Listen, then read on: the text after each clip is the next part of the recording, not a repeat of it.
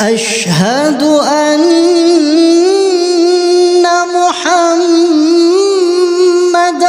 رسول الله.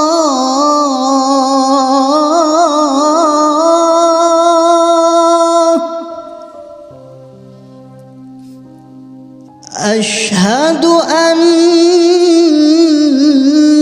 محمدًا رسول الله.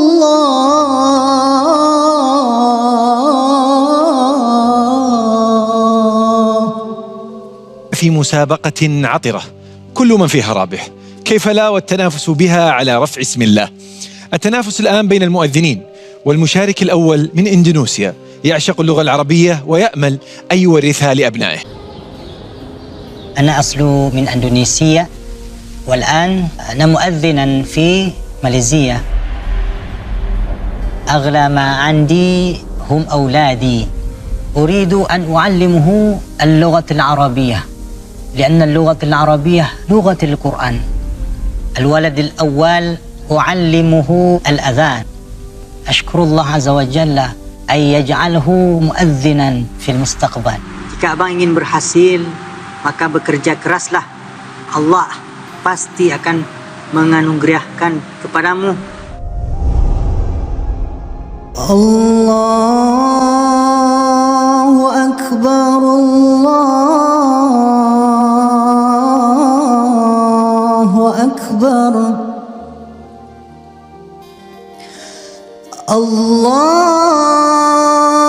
Akbar, Allahu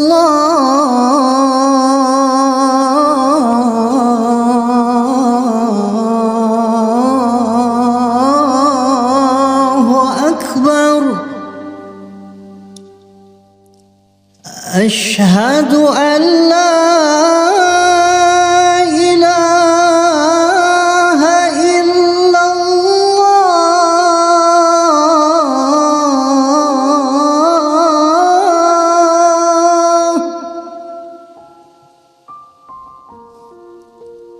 أشهد أن لا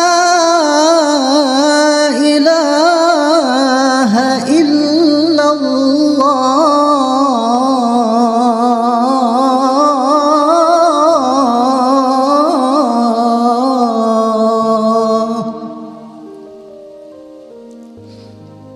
أشهد أن محمدًا رسول الله.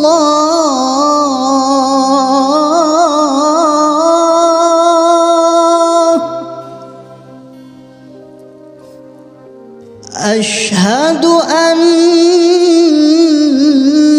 محمدًا رسول الله.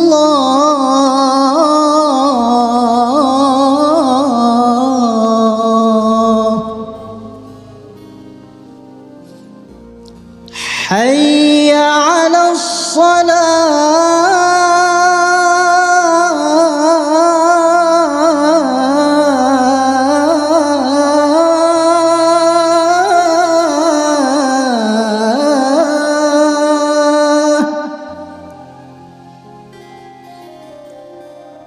حي على الصلاة.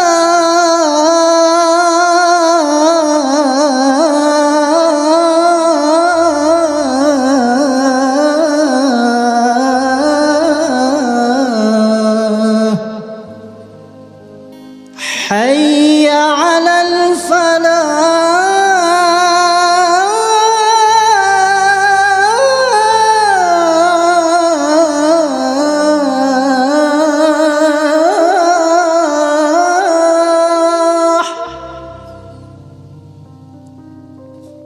حي على الفلاح.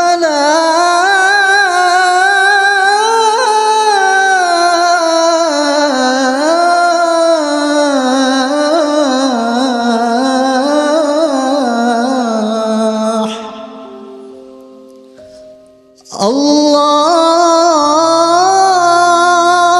أكبر،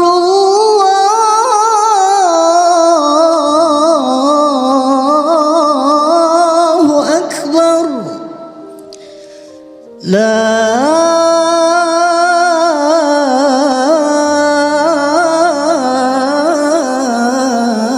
إله إلا الله. ضياء الدين. شيخ عبد الرحيم، رأيكم في أذان ضياء الدين؟ لقد فتنتني يا ولدي يا ضياء الدين ويا أنيس الثقلين. والكلمة للشيخ أحمد نحاس. ما شاء الله تبارك الله، أذان جميل. قليلا بس عند الدخول كان شوية ارتباك، لكن ما شاء الله تبارك الله تداركت هذا الشيء. الله أكبر الأولى زدت قليلا في الهمزة، ما شاء الله تداركتها في الأخير. أذان جميل، اخترت المقام الذي يريح حنجرتك وأديته بطريقة جميلة. كان تأثير واضح في لجنة التحكيم. ما شاء الله تبارك الله، لا أريد أن أزيد، فبارك الله فيك. الشيخ مشاري. يا شيخ ضياء، صوتك صوت من القلب. اليوم أنا ما أسمع حنجرة، أسمع قلب يؤذن، كل حب، كل مشاعر. عززت لنا يعني معنى علاقة الحب بين الأذان وبيننا وبين الصلاة، وهذا أمر يعني نفتقر إليه. واجعل صوتك دائما من القلب، لا تدخل التكنيك أو العقل في هذا الصوت. لما فكرت أنك تقفز في العوالي خانك الصوت. في البدايات أرى يعني أنك تحقق الهمزة أكثر، تدخل دخول على الهمزة بدون تلكؤ أو بدون اهتزاز. شكرا لك. يا ولدي، قلت شيئا فيك كتبته: وصوتك صوت نغمي وترنيم عجمي. حققت المزمارية بصوتك وسلمت بلاغ الله بحنانك، في تضرع خاشع ونبر من عمق روح نابع. فأنت داع إلى الله بحق، متثوب في بابه بصدق. كل هذا مترجم في بحر فيوض الله عليك.